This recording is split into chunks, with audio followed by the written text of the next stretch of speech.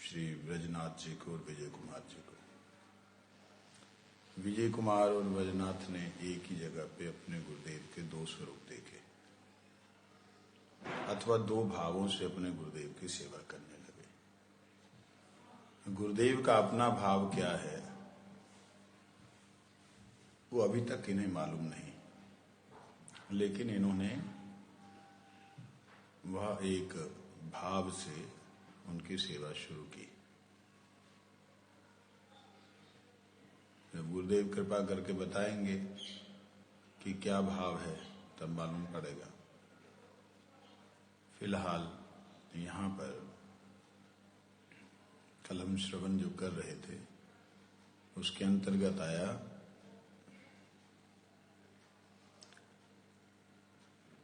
बाबा जी महाराज स्वयं ही कहते हैं, कृष्ण कौन है, मैं कौन हूं, ये चित्त अचित विश्व क्या है, इस विषयों का विवेचन हरिभजन परायण शास्त्र विषय में कुशल व्यक्ति अभेद की आशा, समस्त प्रकार के धर्म अधर्म और अपराधों का वर्जन, सत्संग में रहकर अपने को हरि का दास समझते हुए हरि नामानंद का आस्वादन करते हैं।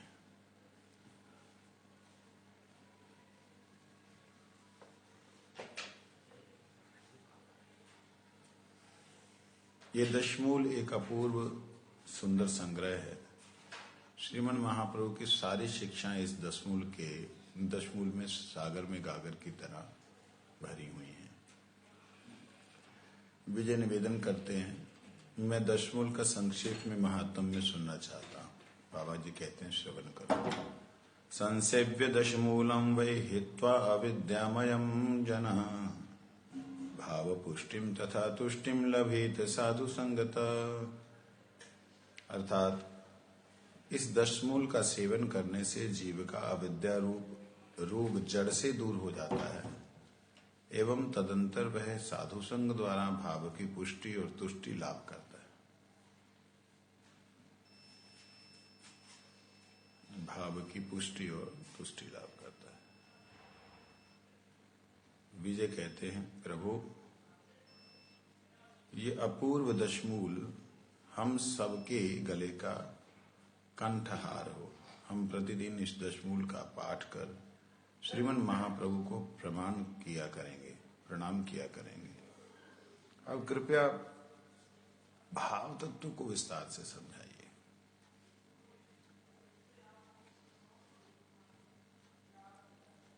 बाबा जी महाराज ने जो संक्षेप में दशमूल के बारे में कहा उसमें बोला, संसेव्यम दशमूलम वे हित्वा। जो लोग दशमूल की सेवा करते हैं, हित्वा अविद्या, उनसे जो है ये अविद्या रोग वो जड़ से खत्म हो जाता है। और भाव पुष्टि के लिए, भाव पुष्टिम तथा तुष्टिम, भाव पुष्टि और उसकी तुष्टि के लिए लभेत साधु संगत। कई लोगों का ना भाव तो होता है कि हम ठाकुर जी के हैं, गुरु जी हमारे हैं, भाव होता है, और उसकी लेकिन तुष्टि नहीं होती है। तुष्टि मतलब वो भाव संतुष्ट नहीं होता, पुष्टि नहीं होती, वो भाव वर्धन नहीं होता। वर्धन होना और तुष्ट होना, ये दोनों में थोड़ा सा अंतर है, पुष्टि और तुष्टि। ऐसा होता है कि धीरे धीरे जो भाव बढ़ता है, वो कंबल को पैरों में लपेट लो, वो बड़ा जाता है। धीरे धीरे जो भाव बढ़ा है वो भाव खत्म हो जाता है। क्यों खत्म हो जाता है? क्योंकि हमारा साधु संग जो है वो बराबर से नहीं हो रहा है। साधु संग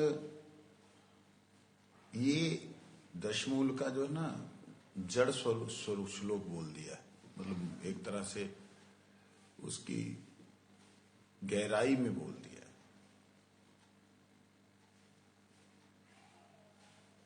भाव पुष्टिम तथा तुष्टिम लभेत साधु संगतः।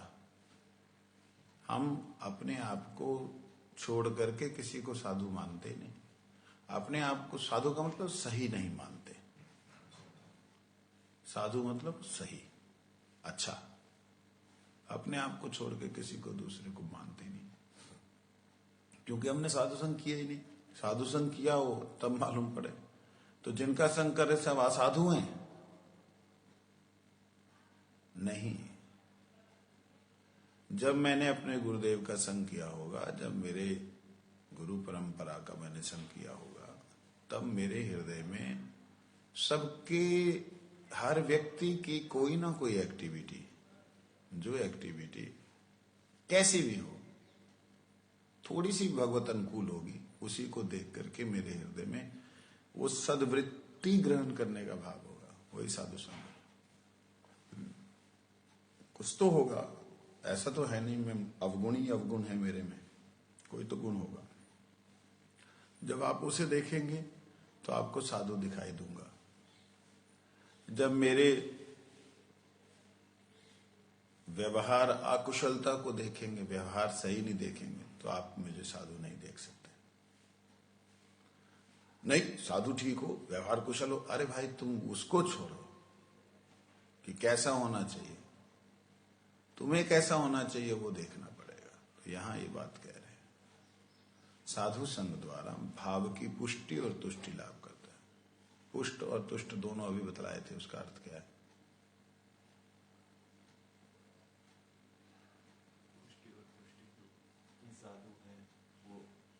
भाव की पुष्टि तुष्टि, ये भाव होना चाहिए कि भाव की पुष्टि और तुष्टि।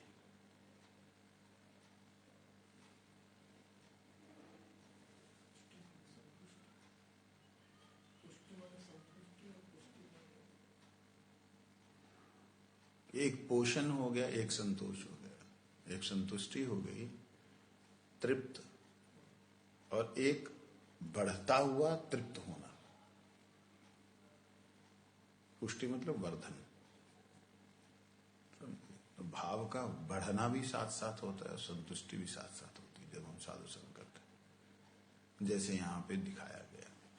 आगे कहते हैं, विजय ने निवेदन किया, हम इसे अब रोज जो है कंठ में धारण करेंगे, रोज पाठ करेंगे, महाप्रभु को प्रणाम करेंगे कि ये क्या सुंदर। आप कृपया भाव तत्व के विषय बताएं। बाबा जी कहते हैं, हाँ भाव तत्व के विषय बताएं। भाव की संतुष्टि और पुष्टि और संतुष्टि जैसे आपने प्रश्न किया कि भाव की पुष्टि और तुष्टि, उदाहरण से तो मैं समझता हूँ, जैसे रोटी खाने पर भूख मिटती भी है और पेट भी भरता है, वैसे ही संतुष्टि होता है और पुष्ट भी होता है। लेकिन ये उदाहरण भाव में कैसे भाव में कैसे इसको हम समझें?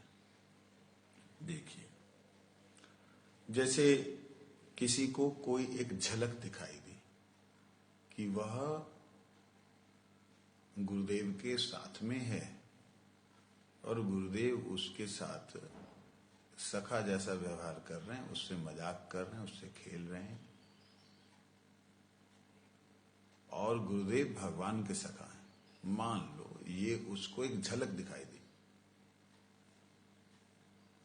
भगवान की लीला में से, वो सेवा कर रहे हैं सखा के रूप में, और अचानक से वो दर्शन हुए और वो तुम्हारे साथ व्यवहार ऐसा कर रहे हैं। मान लो ये है झलक एक, इसमें कोई भी वो नहीं है कि भाई यही हो गए तुम बन गए, कुछ नहीं है इसमें, झलक है।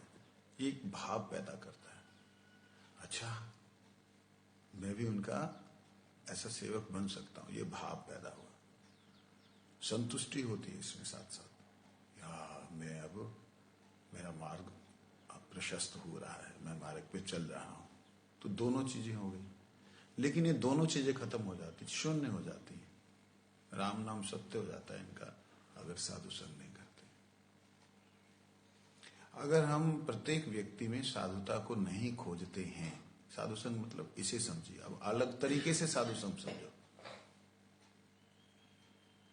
अभी तक साधु संग मतलब हम शुद्ध भक्त के संग को ही साधु संग समझते आए, जिसके कारण हमें सारे अशुद्ध दिखाई देते रहे।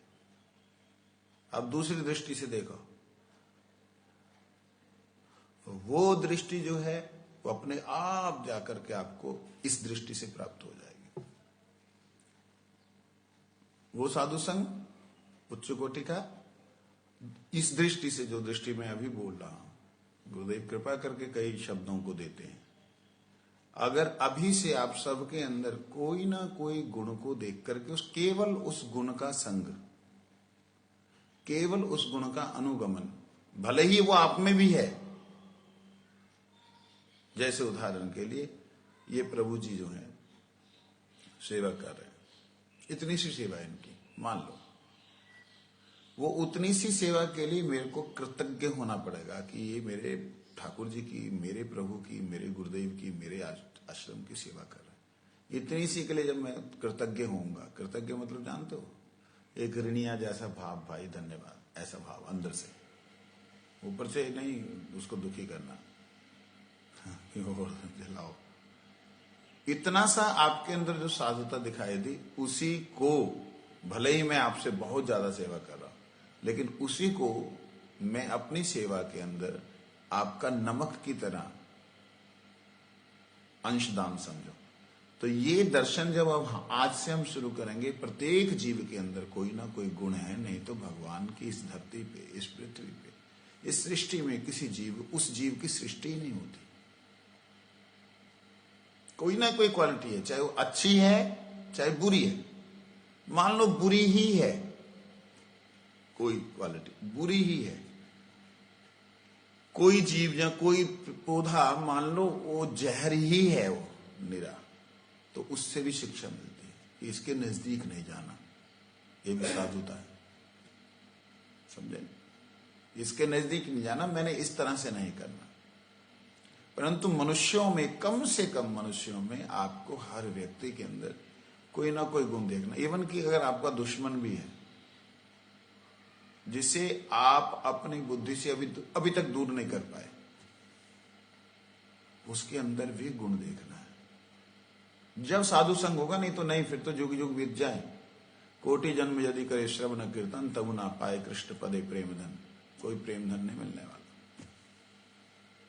तो ये है उस संक्षिप्त झलक सी दिखाई दी थी, जो तुम्हारे लिए रास्ता खोलने वाला एक झलक थी। वो रास्ता खोलने वाली झलक जो है, उसको और क्लियर करता जाएगा, नहीं तो बंद हो जाएगी। क्यों? क्योंकि अपराध फले मम चित्त भेलो वज्र सम, तुआ नामे ना लभे विकार। भगवान का नाम करते हुए विकार ना हो करके अभिमान होने लग जाए, मैं तो, ये तो माला ही नहीं हाथ लगाता, देखा मैंने कभी नहीं देखा माला हाथ में,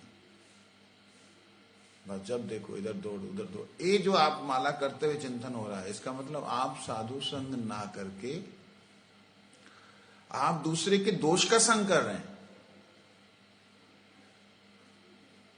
उसकी किसी भी वृत्ति को, ऐसा तो हो ही नहीं सकता कि जो व्यक्ति भगवान के धाम में आ गया, जो व्यक्ति गुरु के प्रति शरणागत हो गया, जिस व्यक्ति ने अपने घर को छोड़ करके अपने आप को स्त्री से, धन से और प्रतिष्ठा से, इनमें से किसी एक में भी अलग किया हो, तो वो साधु नहीं तो क्या है? साधु वृत्ति तो धारण कर ली उसने। तो हमें वो देखना है। यदि हम इस प्रकार से देखना शुरू करेंगे तो हमारा दर्शन होगा अदोषदर्शी।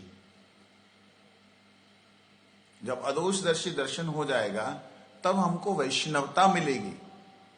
और जब हमें वैष्णवता मिलेगी, तब हमें इस जगत में जो लोग उच्च कोटि के वैष्णव हैं उनका, अथवा नहीं अगर हो तो उनका,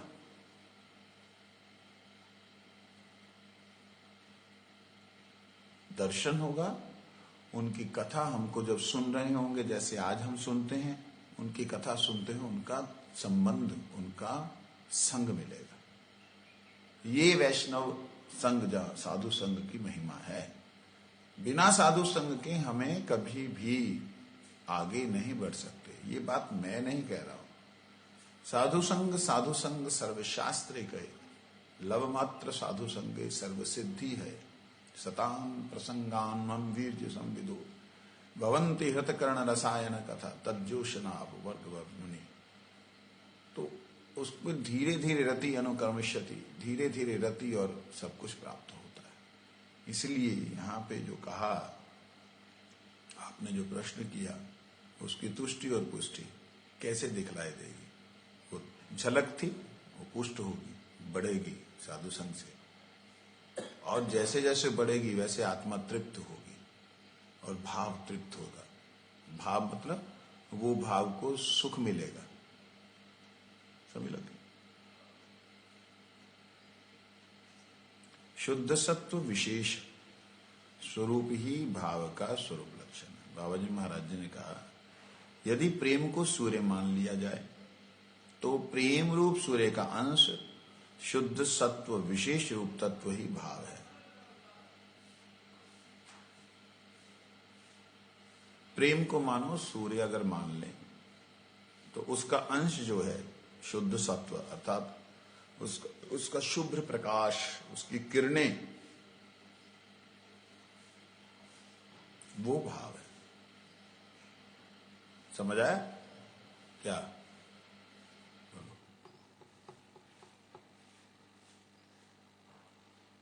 भाव जो है वो प्रेम का प्रकाश है। मतलब प्रेम तो संबंध हो गया ना, गाढ़ा संबंध हो गया, संबंध में आदान प्रदान होने लग गया, मतलब ये है प्रेम। लेकिन भाव उससे पहले की अवस्थाओं में, मतलब किरणों की तरह, सूर्य से आने से पहले जिस प्रकार से उसका आभास आता है, आभास के बाद में फिर जो वो किरणें मिलती हैं, हमारी किरणें शरीर पे लगने लग गई, लेकिन हम जब तक किरणों को नहीं देखेंगे तब तक हमें प्रेम का अनुभव नहीं होगा। ये बात, इसीलिए ये बड़ी मेरे को बात बहुत सुंदर लगी। हम खुद को ही साधु समझ करके सबको असाधु जो समझ रहे हैं, सब में ही दोष देख रहे हैं, सब में कोई ना कोई दोष दिखाई दे रहा है, तो ये हमारा कभी भी जीवन में साधु संग नहीं होगा। जो भाव लेके आए थे वो भाव पुष्ट नहीं होगा। कई लोगों को ऐसे कोई दर्शन नहीं हुए, भगवत दर्शन या भगवान की लीला में अपने गुरुदेव का दर्शन नहीं हुआ, तो उन लोगों का क्या भाव, वो भाव क्या लेके आए थे? उनमें से कुछ लोग भाव लेके आए थे कि मैं गुरुदेव को पूर्ण समर्पण कर दूंगा, मेरा जीवन उनके लिए होगा, मैं सेवा करूंगा, ये भाव लेके आए। कुछ लोग लेके आए कि चलो मौज करेंगे, मस्ती करेंगे, और क्या है, मौज करेंगे, मस्ती करेंगे, और क्या, ऐसे करके आ गए। अब ये मौज मस्ती के भाव में आया ये, लेकिन अनुगत करने लगा, ये साधु बन जाएगा। ये अनुसार चलने आया मौज मस्ती के भाव से, लेकिन ये साधु बन जाएगा यदि वो अनुकूल चलने लगा, साधु संग करने लगा। ऐसे ही आ गया, क्या करेगा, कहीं रास्ता नहीं था, आ गया। अगर वो सही साधु संग करने लगेगा वो साधु बन जाएगा, अर्थात वो भगवान का प्रिय हो जाएगा। लेकिन जो आया था गुरु सेवा के लिए, वैष्णव सेवा के लिए, वैष्णव उद्देश्य से, भगवत प्रेम का भी कोई आभास नहीं हुआ, वो व्यक्ति साधु संग नहीं करने से नीचे आ जाएगा। नीचे आ जाएगा मतलब जिस अवस्था में था वहां पहुंच जाएगा। इसलिए यहां कहते हैं शुद्ध सत्व विशेष स्वरूप ही भाव का स्वरूप लक्षण है। शुद्ध सत्व विशेष स्वरूप। शुद्ध सत्व विशेष स्वरूप क्या होता है? जैसे अभी मेरा शरीर है, मेरा मन, मेरी बुद्धि, मेरा अहंकार, आपके किसी शब्द को सुनकर के मेरा अहंकार विकृत हो सकता है, मेरी बुद्धि में विकार आ सकता है, मेरा मन आपको जो बोलना चाहता है वो वाणी के द्वारा व्यक्त कर सकता है। ठीक है, ये है हमारा सत्व जो है, हमारी सत्ता जो है वो अशुद्ध सत्ता है, अशुद्ध अवस्था में ये। और शुद्ध सत्व मतलब जो आत्म सत्ता है वो शुद्ध हो जाए, उसमें विकार ना हो, ऐसी अवस्था में पहुंच जाए, वह अवस्था ही विशेष स्वरूप है। शुद्ध सत्व, कई बार सत्व शब्द का अर्थ लोग समझ नहीं पाते। सत्व मतलब जो सत्ता अपनी है, आत्मसत्ता को सत्व कहते हैं। अगर यही सब्जी के अंदर का सत्व होगा तो सब्जी के अंदर का सत्व हो जाएगा नमक और उसमें गिरा हुआ मसाला। अगर यही बात आत्मा के लिए हो रही है तो शुद्ध सत्व मतलब आत्मा की शुद्ध अवस्था, जिसमें उसको किसी भी तरह का कोई विकार, कोई दुर्भाव नहीं है। ये शुद्ध सत्व जो है वही विशेष स्वरूप बनता है। विशेष स्वरूप मतलब भावानुसार या कृपानुसार उसको जो स्वरूप मिलना होता है वही विशेष स्वरूप अर्थात भाव बन जाता है। कहते हैं भाव का स्वरूप लक्षण ये है। भाव का दूसरा नाम है रति। भाव में, हाँ, इसमें एक और बात आई।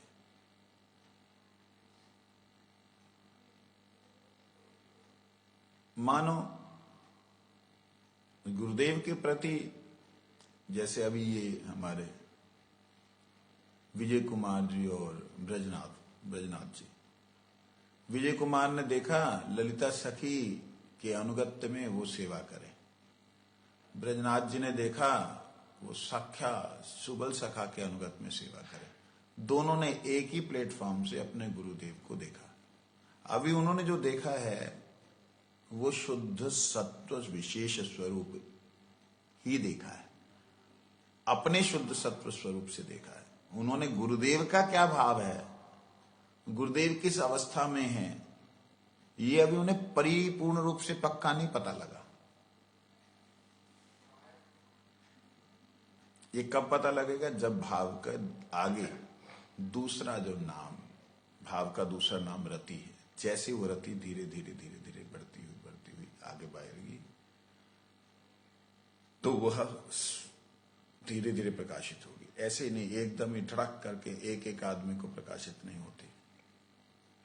कहते सर्व प्रकाशिका स्वरूप शक्ति ही संवित नाम वृत्ति को शुद्ध स्वच्छ कहा जाता है। यह माया की वृत्ति नहीं है। उस संवित नामक वृत्ति के साथ हल्लादनी वृत्ति मिलित होने पर उसका सारांश ही भाव कहलाता है। मतलब जो कृष्ण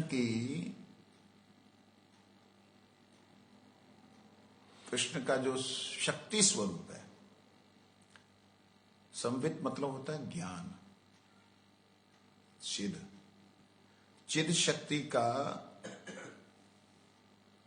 अर्थात आत्मा की जो चिद वृत्ति है, उस वृत्ति का जो शुद्ध सत्व, उस वृत्ति के अंदर पूर्ण शुद्धता जब आती है, वह वृत्ति ही वास्तविकता में हल्लादनी के साथ जुड़ पाती है।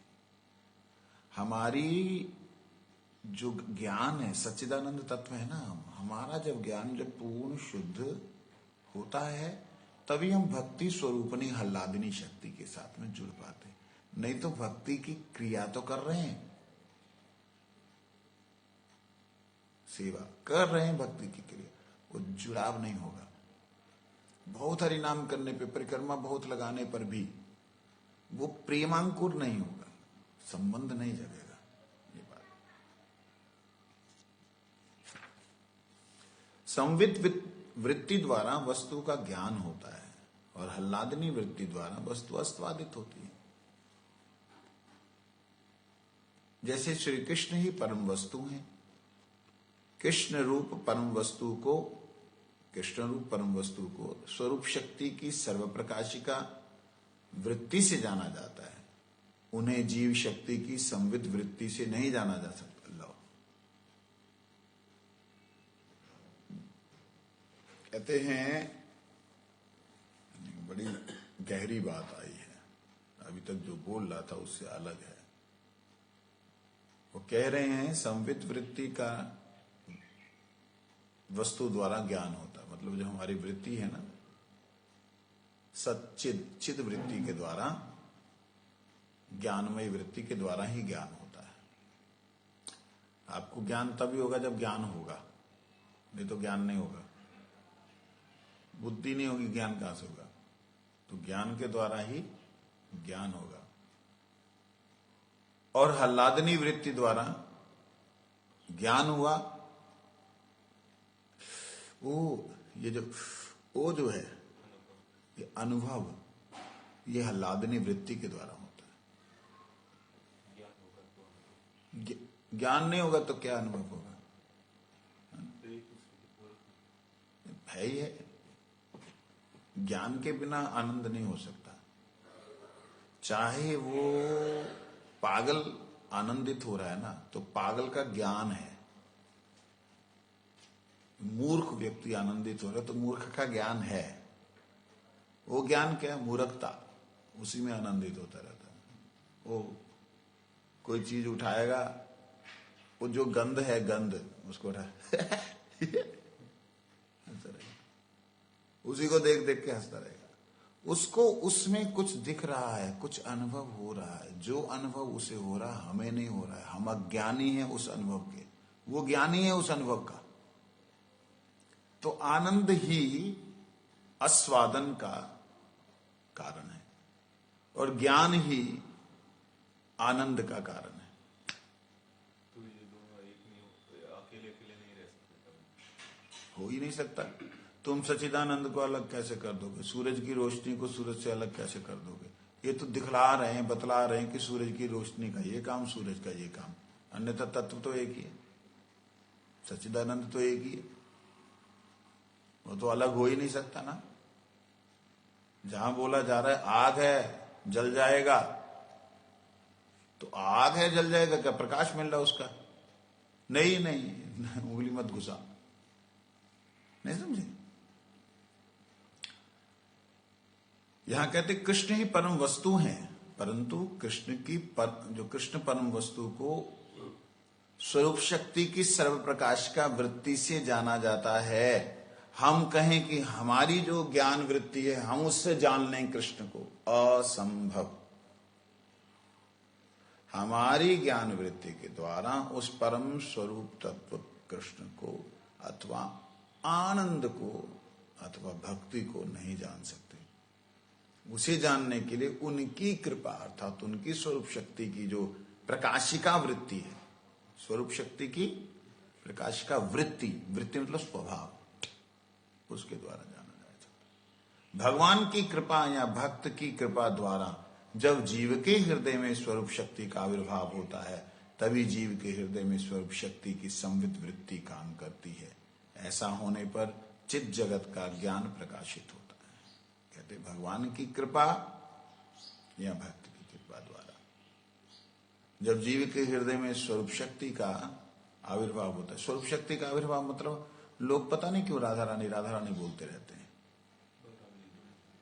स्वरूप शक्ति मतलब सच्चिद आनंद का जो प्रकाशिका शक्ति है, सच्चिद आनंद की जो अनुभव शक्ति है, सच्चिद आनंद की जो सत शक्ति है, ये तीनों स्वरूप शक्ति है।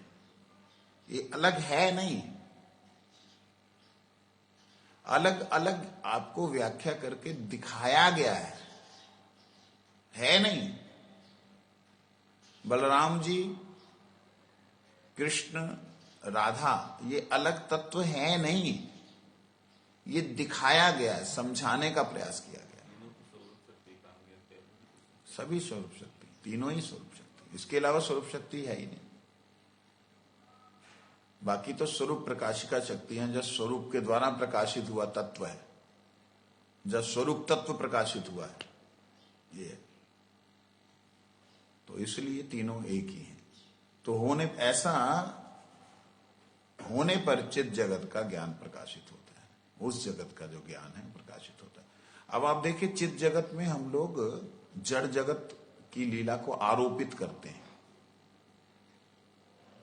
चित जगत में, गोलोक धाम में इस जड़ जगत के धाम का लीला को आरोपित करते हैं। आरोपित शब्द आपको कहीं मिलेगा नहीं उनकी लीला के लिए। लेकिन आरोपित करते हैं। ऐसा कैसे बोल सकते हैं महाराज? अपराध कर रहे हो आप, गुरु वर्गों ने लिखा है। नहीं, आरोपित करते हैं। अन्य अन्य ब्रह्मांडों में जो लीला हो रही है उसका चिंतन आप कर सकते हैं, लेकिन कौन से ब्रह्मांड होने कुछ पता है? नहीं पता होने से गोलोक में ऐसी लीला हो रही। गोलोक में अंधेरा होते ही नहीं, गोलोक में किसी तत्व का विकार होता ही नहीं। दही कहां से जम जाएगा? दही तो देवताओं के यहां नहीं जमता। क्षीर सागर ने तो जम के कब के उसका माखन बना दिया होता है, कभी नहीं जमता दूध वहां पे, है ही नहीं वहां पे दही का रसास्वादन। छाछ वहां मिलती नहीं, और वहां पे माखन जो है वो निकलेगा बाद में। कहने का अभिप्राय है जहां पर अंधेरा ही नहीं है वहां शयन कहां से, उत्थापन कहां पे? जहां हमेशा वर्तमान काल है वहां गाय को दूध निकालना है, ये भविष्यत कहां पे है ही नहीं वहां पे। तो लीला कुछ भी नहीं वहां पे। वहां पे लीला केवल मात्र अनुभव गम्य है, लीला क्रियमान नहीं है। यहां तक कि गुरुदेव से एक बार सुना और सुन करके उसकी गहराई में मैं गया। गुरु कहते वहां पे सबसे ज्यादा स्थूल अगर कुछ है, स्थूल जानते हैं किसे कहते हैं? मोटा, मतलब दिखने वाली चीज अगर है कोई, वहां दिखाई देने वाली चीज अगर सबसे ज्यादा स्थूल है। हाँ भाई, जैसे मेरा अभी ये आप चमड़ी देख पा रहे हैं, ये स्थूल है, लेकिन मेरे मन को सूक्ष्म कहा गया है क्योंकि आप मन नहीं देख सकते। तो जहां सबसे ज्यादा स्थूल, वहां पे गुरु जी कहते हैं नाम है। ले लो, शब्द वहां पे सबसे ज्यादा स्थूल है, समझ लो। शब्द का कोई रूप नहीं है जो आंखों से देखा जा सके, जो मन से देखा जा सके, बुद्धि से देखा जा सके। शब्द का कोई रूप केवल आत्मानुभव हो सकता है, आत्मा ही उसे देख सकती है, और उस रूप से ऊपर है नाम से। नाम रूप गुण लीला धाम परिकर इत्यादि, ये एक से एक सूक्ष्म तत्व है। मतलब आत्मा इतनी सूक्ष्म है, वो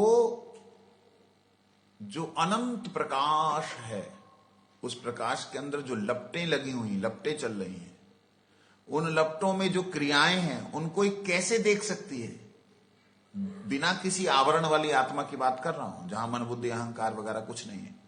वो सूक्ष्म किरण के कण अपने मूल स्रोत को क्या समझ पाएंगे? नहीं पा सकते। तो वो जब तक अपने किरणों के माध्यम से मूल स्रोत लपटों तक नहीं पहुंच जाते, लपटों में लिपट नहीं जाते। लपटें जो हैं भगवान के दास दासियां सेवक और जो भी भगवान के नित्य धाम के परिकर, जब तक उनसे लिपट नहीं जाते तब तक वो सूरज का संपर्क भी नहीं कर सकते। इतना गहरा है, हम सोच लेंगे, हम समझ लेंगे। इसलिए जो यहां की लीला वहां आरोपित की गई, या गोपाल भट्ट गोस्वामी जी ने इस लीला का जो वहां पे प्रदर्शन किया है कि वहां स्निग्ध कंठ मधुकंठ बोलते हैं लीला और वो लोग सुनते हैं लीला। तो वहां पे ना नंद बाबा को मालूम है रात क्या होती है, न यशोदा मैया को पता रात क्या होती है। जैसे स्निग्ध कंठ मधुकंठ बोलते हैं, उस लीला में वो साथ साथ उनका वो जैसे डाइल्यूजन होती है ना, साथ साथ मिलान हो जाता है। मिलते ही वो कहीं ना कहीं लीला इस जगत में प्रकाशित हो चुकी होती है। तो अनंत काल से यही होता आया, ऐसा गोपाल भट्ट गोस्वामी जी ने बतलाया है। लेकिन अन्य अन्य महापुरुषों ने बोला है, ब्रज तज के बैकुंठ न जाऊं। मैं तो ब्रज छोड़ के नहीं जा रहा बैकुंठ। क्यों? जहां नहीं नंद नहीं यशोदा, नंद यशोदा जहां नहीं है उस बैकुंठ में मैं नहीं। बैकुंठ का मतलब विष्णु लोक लगा सकते हैं, कोई बात नहीं, लगा दो, कहीं भी लगा सकते हो। लेकिन इसमें भाव है, रज की बात है, ब्रज रज की बात है, ब्रज यमुना जी की बात है। तो ये सारी बातों में हमें ये समझना होगा कि ये चित जगत जो है वो कैसा है, उससे हम अपनी तरफ से नहीं उसको कुछ जान सकते। कहते हैं जीव के हृदय में स्वरूप शक्ति की संवित वृत्ति काम करती है। ऐसा होने पर ही चित जगत का ज्ञान प्रकाशित होता है। भगवान की संवित वृत्ति, चित वृत्ति जब काम करती है तभी संभव होता है। इसका आज उस श्लोक का अर्थ प्रकाशित हो रहा है। ददामि बुद्धि योगम तम येन माम उपयांति ते, है ना। अनन्यश्चिन्तयन्तो ये माम जे जना पर्युपास्ते तेषा तेषाम सतत योक्ता नाम भजताम प्रीतिपूर्वकम ददामि बुद्धि योगम तम येन माम, तेषाम सतत योक्ता नाम। कौन को? जो सतत युक्त हैं, प्रीति से भजन कर रहे हैं। अब देखिए वो प्रीति वाली बात, भगवत प्रीति वाली बात, भजन कर रहे हैं। तेषाम सतत युक्ता नाम, मेरे से युक्त हैं, भजताम प्रीतिपूर्वक, प्रीतिपूर्वक भजन कर रहे हैं। भैया जब प्रीतिपूर्वक भजन करे तो आपकी बुद्धि देने के क्या मतलब बनता है? और क्या बुद्धि दोगे? सतत युक्त हैं, अनन्य हैं, प्रीति युक्त है। अब क्या चाहिए? कहते नहीं ददामि बुद्धि योगम, मतलब तब उनको स्वरूप शक्ति की जो संवित वृत्ति है वो प्रकाशित करती है। ये है वो। कौन है वो संवित वृत्ति?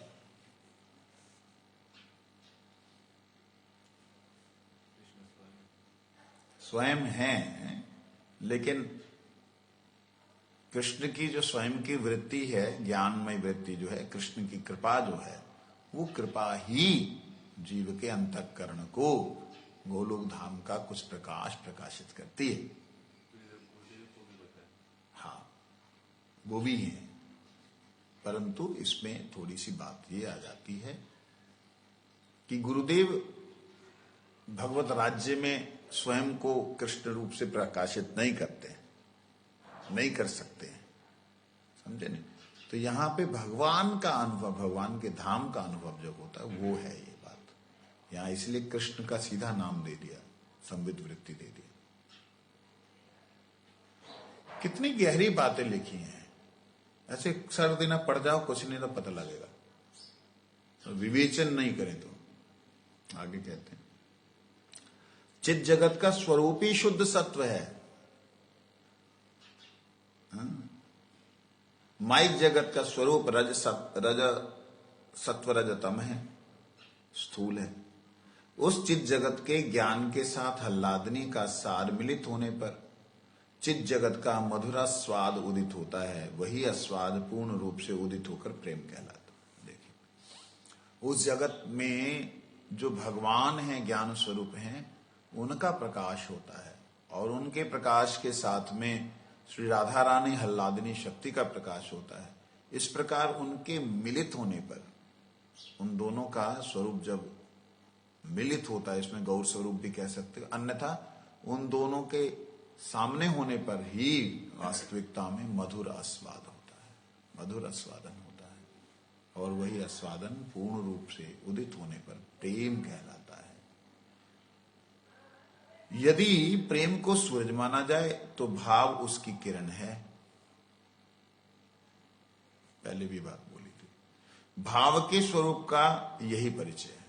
जो आप बोल रहे हैं ना, भाव के बारे में मुझे बताओ, किसने प्रश्न किया था? विजय कुमार ने, कि आप कृपया करके भाव, विजय कुमार ने, ब्रजनाथ ने, विजय ने, कि मेरे को भाव के बारे में कहते वो किरण ही है भाव, प्रेम की, सूरज। भाव के स्वरूप का परिचय यही है। भाव की विशेषता यह है कि वे जीव के हृदय को पवित्र कर अतिशय मसृण अर्थात कोमल बनाता है। ये देखो, इसका मतलब हमारे में तो भावुक ना प्रकट भया, और प्रेम की बात कर रहे हैं हम, तो हमारा हृदय तो कोमल भया ना है, हम तो कठोर के कठोर रह गए। लोग बार रोते रहे कि महाराज हमारे यहाँ आ जाओ, ऐसे कर लो, आप आ जाओ ना, हम ना जा रहे, हम तो कठोर के कठोर हैं। हमारे हृदय में तो भैया भाव उदित ना भयो, बस यही है, सिद्धांतन को बोल सके भाई, समझ लियो।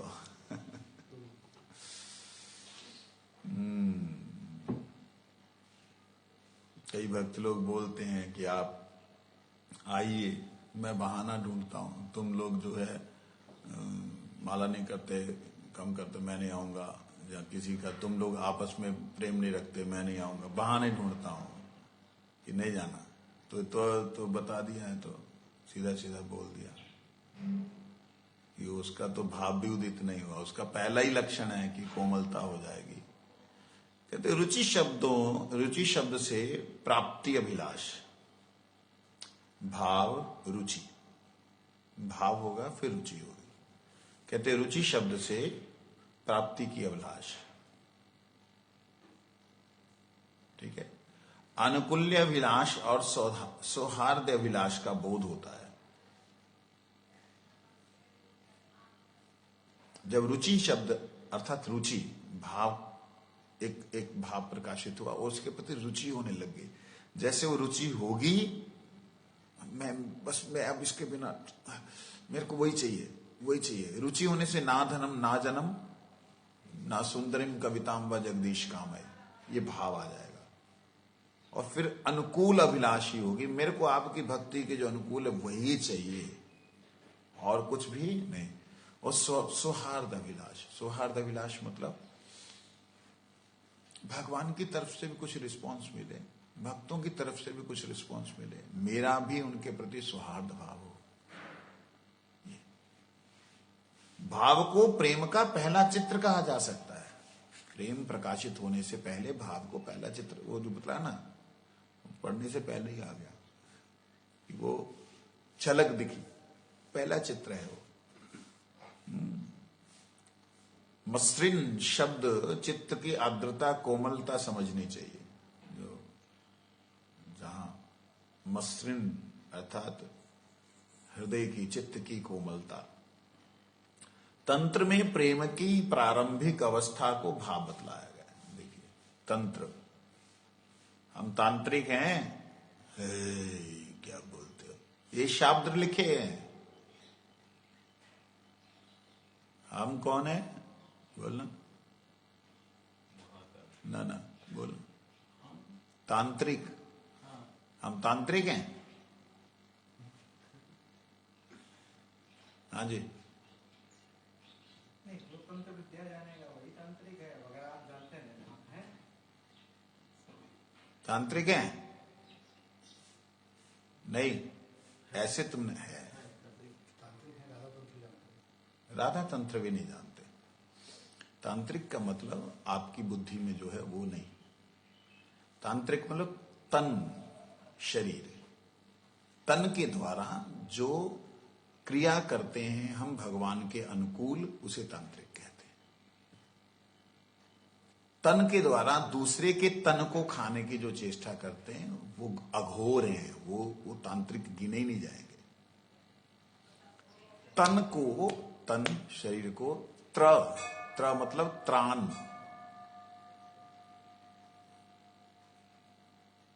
त्राण जानते हैं, पवित्र, तन को पवित्र करने वाली क्रिया को तंत्र कहा गया। जैसे तिलक लगाना ये तंत्र है, कंठी पहनना ये तंत्र है, इनमें भगवान का निवास देना तंत्र है, माला करना तंत्र है, आसन बिछाना तंत्र है, नहा धो लैट्रिन और बाथरूम गए तो इंद्रियों को धो करके हाथों को और पैरों को और मुख को धोना ये तंत्र है, समझे। जिससे तन पवित्र हो, जिससे तन का त्राण हो, जिससे तन का उत्थान हो, वो तांत्रिक है ये चीज। और फिर आगे आ जाता है राधा तंत्र, कृष्ण तंत्र, फिर वो और उच्च स्तर की बात है। तो यहां पे तंत्र जो शब्द प्रयोग किया, तंत्र में प्रेम की प्रारंभिक अवस्था को भाव बताया गया है। भाव का उदय होने पर पुलक आदि सात्विक विकार समूह अल्प मात्रा में प्रकाशित होते हैं। देखिए भाव थोड़ा सा उदित होता है ना, तो कभी कभी कुछ सुन करके एक रोमांच सा हो जाता है, अरे मतलब बोलते बोलते कई बार रोमांच हो जाता है कि ये शब्द कहां से आ गया, ये भाव है। नित्य सिद्धों में भाव स्वतः सिद्ध होता है। जो नित्य सिद्ध परिकर हैं गोलोक धाम वाले, उनमें स्वतः सिद्ध है ये सब अष्ट सात्विक विकार वगैरह, स्वेद कंप कंटका श्री गदगदा आदि संचिता वाम भाभूषणांचिता, ये भूषण उनके आभूषण नेचुरल है, वही भाव बद्ध जीवों की मनोवृत्ति पर आविर्भूत होकर मनोवृत्ति की स्वरूपता को प्राप्त होता है। अर्थात जो गोलोक धाम के हैं वो नित्य सिद्ध जो वैष्णवों के भक्तों के जो भगवान के धाम के परिकर हैं, उनकी छाया, उनकी कृपा, उनके अनुसार जो भजन करने वाला, उनके ऊपर उनकी कृपा आने से बद्ध जीव के मनोवृत्ति में भी वह प्रकट होते हैं दिव्य भाव। अतएव स्वयं प्रकाश स्वरूप होकर भी प्रकाश्य की तरह, अर्थात पहले नहीं था अब पैदा हो गया, ऐसा भासता है। समझा? ये कितने सालों से मैं बोलता आया हूं इसको, ये शब्दों में आज लिखित रूप में मिला। 2010 से इस चीज को मैं बोल रहा हूं। कहते हैं स्वयं प्रकाश रूप होकर भी आत्मा, स्वयं प्रकाश रूप होकर भी प्रकाश्य की तरह, पहले नहीं था अब पैदा हो गया, ऐसा भासता है, ऐसा लगता है। आत्मा स्वयं प्रकाशमान है, लेकिन अब उसे ऐसा लगता है कि मैं प्रकाशित हो गया। अरे वो पहले से प्रकाशमान है, प्रकाशित हो गया, ऐसा उसे आभास होता है। वही बात, स्वरूप ज्ञान होने पर ज्ञान नहीं होता, स्वरूप आभास, स्वरूप का दर्शन होने पर ऐसा होता है। तो ये बात है, इसको कल दोबारा पढ़ेंगे।